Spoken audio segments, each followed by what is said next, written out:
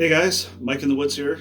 Recently, I discovered something amazing. Electric surfboards and eFoils. Those of you who have been following my channel for a while know that my love of electric rideables and the great outdoors has been combined into something I dub skatepacking, which is, of course, backpacking on an electric skateboard. I mean, that's great for land-based trails, but what if you're more of the canoe or kayak type? What if you like being out on the open water and camping out on cool, uninhabited islands? Well, I'd like to introduce you to the new concept of backpacking on an electric surfboard.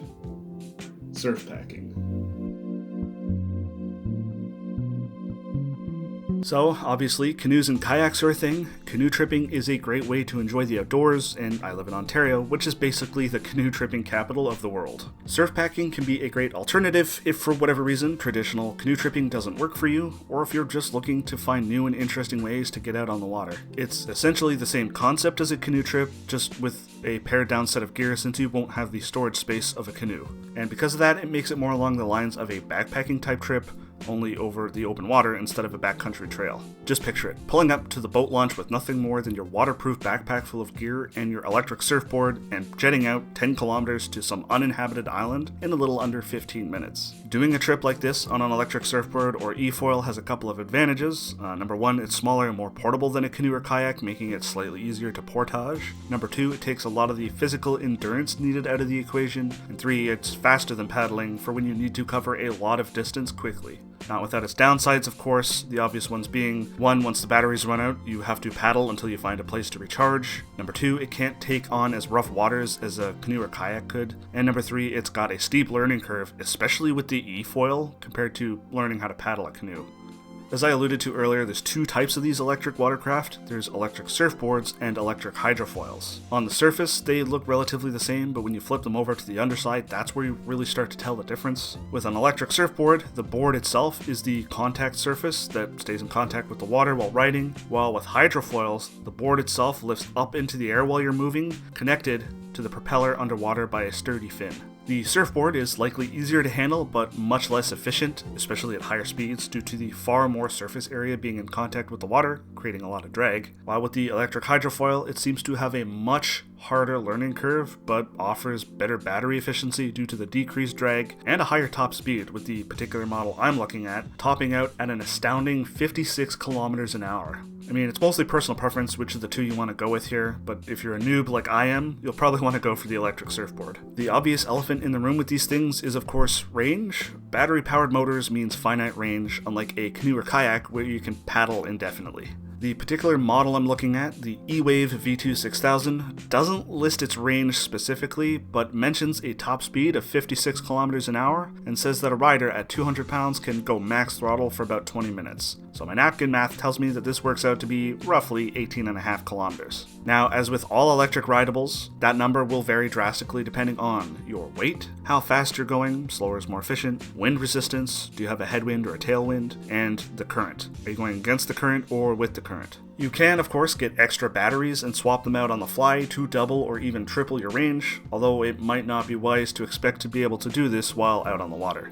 You'll also have to portage that extra weight around on land. And because of the risk of running out of power on the open water, or even in case the board stops working at all, it's a good idea to take a lightweight takedown paddle in your kit so you can safely make it back to shore, even if it's just one of those crappy plastic ones like you get at Walmart.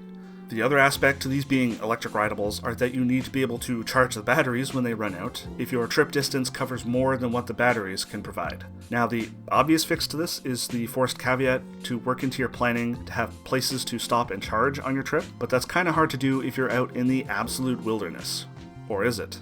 Recently, I did a video about being able to fully charge the Tesla Cybertruck anywhere, even while out in the most remote wilderness destinations. Link up at the top of the screen. And the same concepts are applicable to these electric surfboards, just at a much scaled down version. A few solar panels, I did some math, and a 1 kilowatt hour battery being charged with a 300 watt solar panel would only take about 5 hours and 15 minutes at peak solar charging. In fact, this seems so feasible that while I was looking up stuff for this video, I decided I'm actually going to try something like this for my skatepacking trips. I'll do a video on that very shortly.